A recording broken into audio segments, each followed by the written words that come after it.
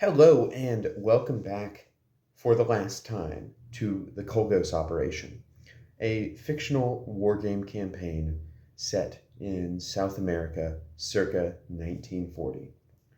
Now, if you recall all the way back last year when we began this project, we had, you could call them research questions. We wanted to know the feasibility and the complexity of a modern map-based wargame campaign. And we also wanted to know if that campaign worked on both the tactical and strategic levels, and whether that campaign generated fun battles for the table. Because ultimately, all of this is about getting tanks on the table, shooting at each other, and having a good time. So, today is going to be a little bit of a retrospective, and we're going to go through each of those questions in a bit more detail. So, first up, feasibility. Now, from one perspective, this is a simple yes-no question. Is it feasible? Yes, we did it. But let's look into that with a little more detail, shall we?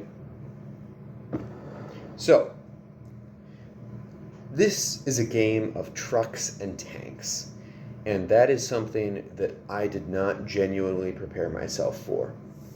The terrain we've chosen here is mountainous, which constricts movement, and that's fine. It just changes the character of the battles a bit. But the scale of my map here is, I would say, sub-ideal. Each of these units can move, if they're a motorized unit, 4 inches per day, which is quite a bit along major highways, of course. Each of the cavalry units, which I believe we ended the campaign without any pure cavalry units left, they could move 6 inches per day, or 60 miles. And that is not great for this scale of map and this scale of conflict. Because had I mapped out a larger region, for example, if we wanted some movement every single day of the campaign, because if you guys recall, this kind of got pretty static in the middle there. If I had mapped this out even larger and kept the same size of forces, because if you recall, adding it all up, it's roughly a brigade versus a brigade, which is not huge in the grand scheme of things. We would have a couple of very small units chasing each other across a very large countryside, each of them able to move very large distances very quickly, but none of them able to hold a large amount of ground. So I think correlating the scale of modern warfare with the speed and space available is very important. We also did not pay too close of attention to trucks. They are the lifeblood of, especially a 1940s motorized infantry unit, and there's a lot of tricky questions about when and how you disembark your infantry from the trucks, how far they go forward, and the way we set this up really didn't address any of that. Infantry either came on to the table in trucks or they came on walking, and there was really no firm understanding of what was happening in the lead up to combat. Tanks, I feel we did a good job. We had tanks. We followed the rules. This game does a great job with tanks. And it was fun to shoot tanks at each other. It was fun to watch rounds bounce off tanks. And it was fun to blow stuff up with tanks. That all worked pretty great. Artillery and airplanes are two critical elements. If you want to look at it one way, modern warfare starting around World War I really becomes about the superiority of indirect fires. World War I is where artillery casualties start to become the majority, as opposed to the Napoleonic, where a lot of the casualties would be, musket fire, and then, infantry versus infantry casualties taken in the assault, and cavalry riding infantry down. This is modern warfare, artillery, airstrikes, have come into their own. I'm just going to throw in a plug here that the quick reference sheets for artillery and airstrikes are fantastic, and I don't think I could have done any of this without having these tables printed off in hand, ready to go. I feel it added an interesting texture to the campaign. Um, the Kolgosi forces were perennially short on artillery, both quantity and weight of effect, which complicated their planning a bit, and I felt that was fun to work around. It was, of course, more overhead. Airstrikes at the end, I think the exact quote from the Fistful of Toes rulebook is that this game just presumes airstrikes to be flying artillery, and that was exactly how it played at the table. I would love for an option that has more interplay between, say, an air war game and a ground war game, but Fistful of Toes is not the rule set for that, and this was not the campaign for that. I've already discussed the scale a bit. Brigade versus brigade, I feel, is just not quite adequate. There would have to be almost a hybrid scaling of using, you have many brigades around the map, and you use like a hex encounter quick resolution table for most of your battles, and then you bring the really interesting ones to the table to play out at the platoon level. But those are my thoughts on the feasibility of this setup with this rule set. Now, as far as the complexity of the campaign goes, we have a couple items to talk about. First up on the list, there was a lot of paperwork involved in this campaign. This is most of it. Not all of it was strictly necessary. There's a lot of, especially note-keeping and narrative stuff in here. But much of it you would need to duplicate if you were to do this in a kind of club environment, just to track your losses and the evolution of your units over time. Remember, the rules system we chose doesn't just care about the raw number of troops you have, it cares about the number of combat formations you can field. And for us, that's a company of troops or tanks. So there's a lot of details there. The three main areas that I think you could simplify if your goal was more to run a campaign than it was to play pure Fistful of Toes, I think you could pick representative stat lines for certain types of units, say heavy and medium tanks, and instead of having different mechanics for the different sides in the order of battle, you could use just generic units. So instead of tracking, individual platoons of whether it's this type of armored car or that type, you would just have, scout armor platoon, and that would have a stat line. I think that would cut down on the overhead a bit. The other thing that came up, there are different loss types in Fistful of Toes, and they each come back at different rates, and they come back at different times. If this tank is destroyed by an incoming hit, and this tank is hit by artillery and fails a quality check, and then this tank, because it's the last one in the company, fails its quality check for that reason, half of these come back, 2/3 of these come back, and all of these come back. I think it would be perfectly fair to just boil that down into a 50-50.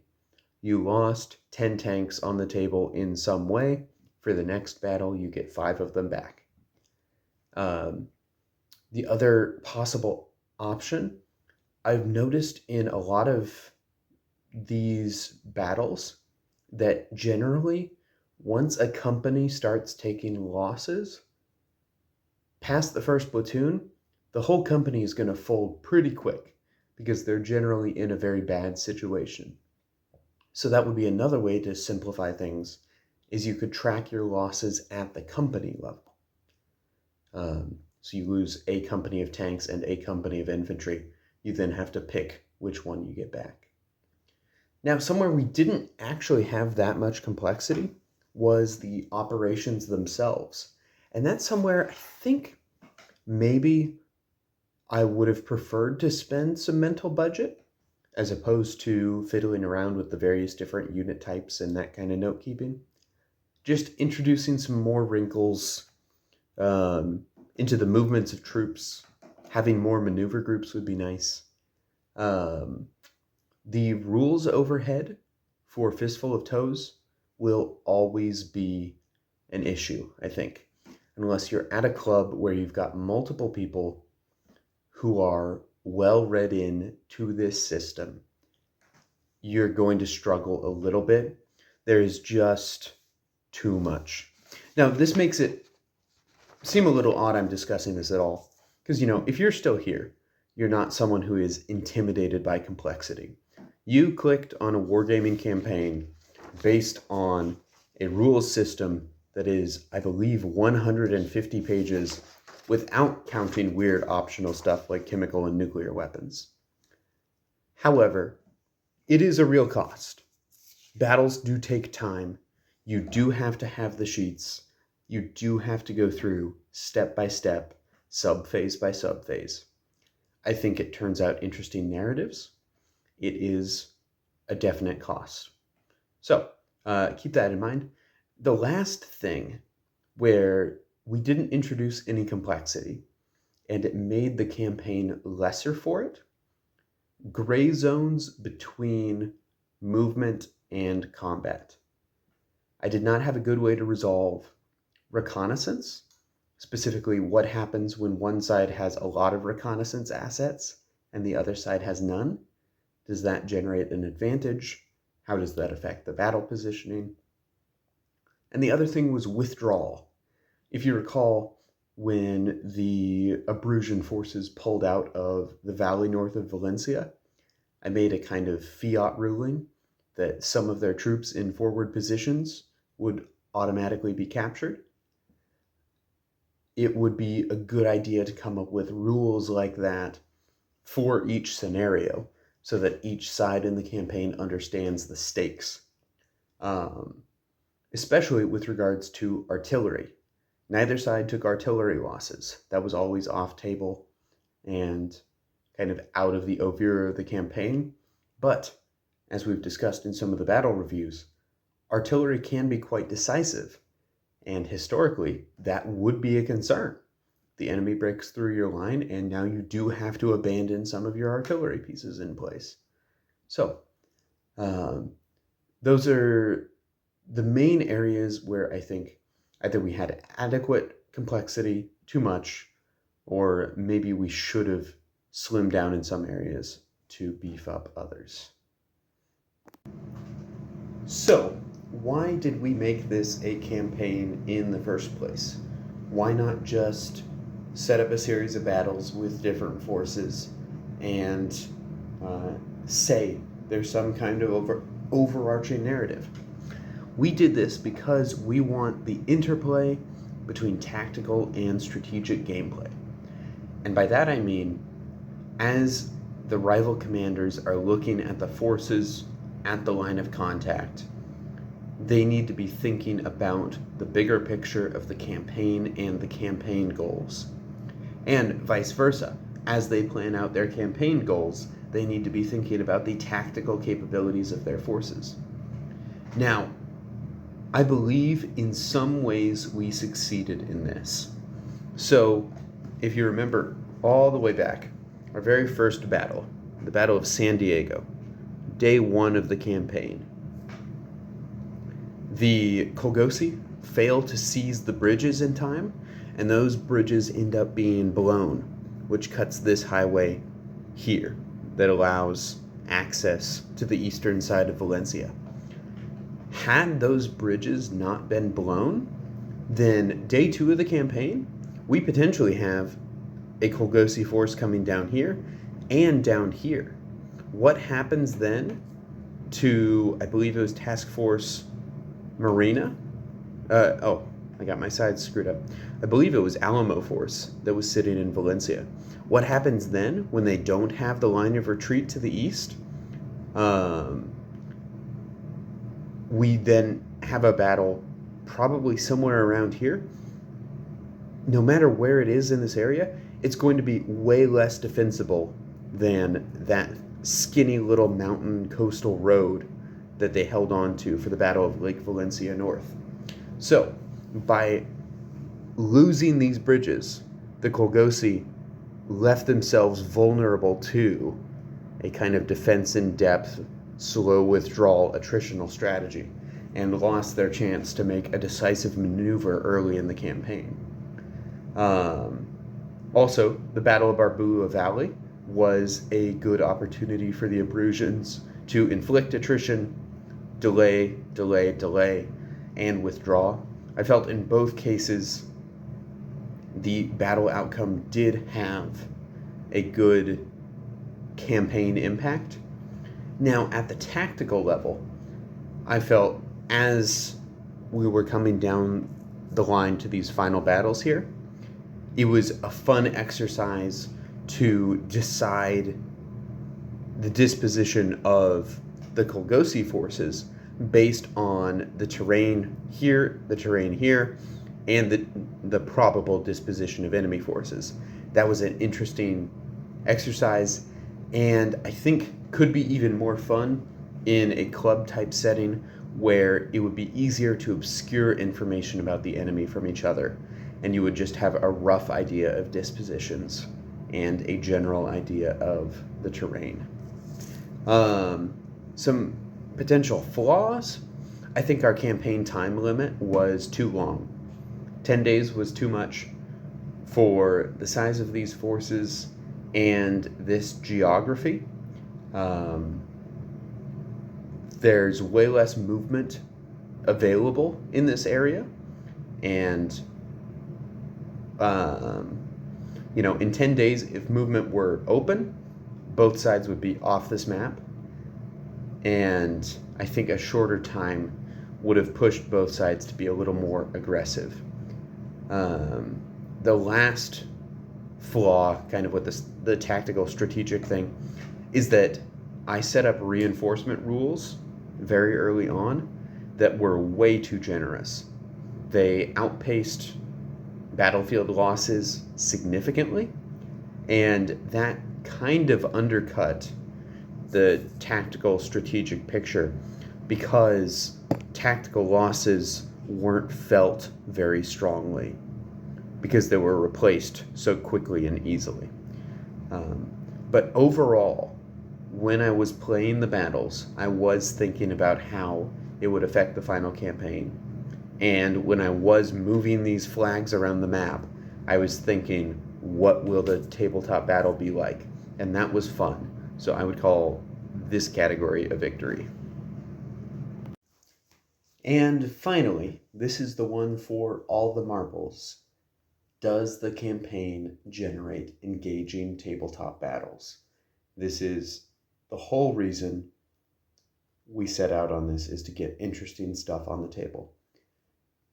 Let's review the battles that took place in our campaign. There were 5 of them, nominally. The Battle of San Diego. Kolgosi forces attempt to seize bridges and keep open their lines of maneuver. The Battle of Bajuma Valley, where the advancing Task Force Terra is encountered by the, Montana Force, the Western Pickets of the Abruzzian defense. The Battle of Barbula Valley, the consolidated Abruzzian defenders try to hold off Task Force Marina powering down from the north into Valencia. And then finally, after the withdrawal to the eastern defensive line, we have the Battle of Lake Valencia South, with Task Force Terra trying to batter through Montana Force's defenses and assist with the northern side of the combat, and the Battle of Lake Valencia North, where Task Force Marina tries to storm through the wood chipper that Alamo Force set up for them on the northern access road to the lake. Of these, we skipped only the Battle of Bajuma.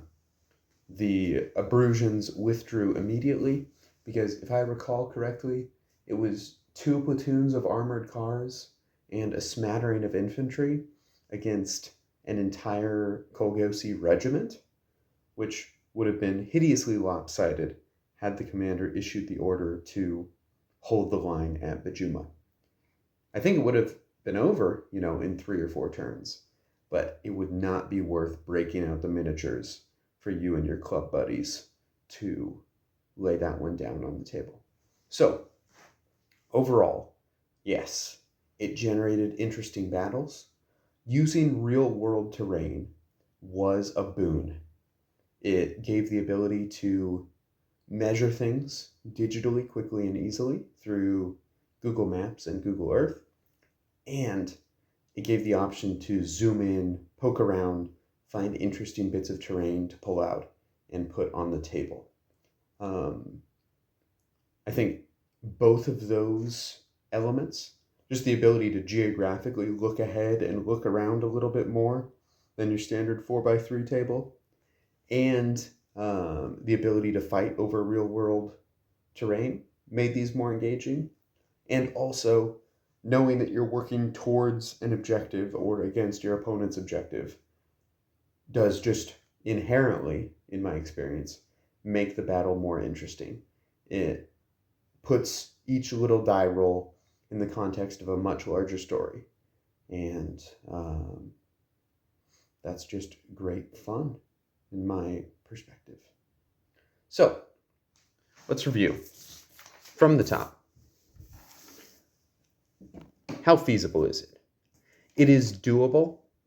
It will take effort. It will take a certain kind of person or people to pull this off. What level of complexity should you expect? High. Modern warfare is a complex thing. Unless you are using a rule set that abstracts a lot of it out, you will have to deal with a lot of different units to track. You will have to deal with a lot of interactions.